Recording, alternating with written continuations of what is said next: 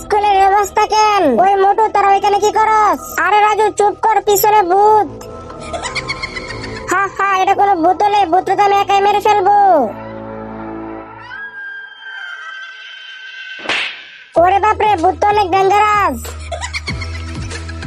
Sir ভূত তো অনেক ডেঞ্জারাস, তোরা আমি আগে বলছিলাম ওইখানে যাইস না। স্যার এই ভূতটা কেমনে তাড়াবো? তাহলে শোনো, দেখো টেবিলের উপর একটা মাস্ক আছে, এই মাস্কটা নিয়ে গিয়ে স্কুলের বাইরে একটা বক্স আছে, বক্সের মধ্যে রেখে দিলেই ভূত চলে যাবে।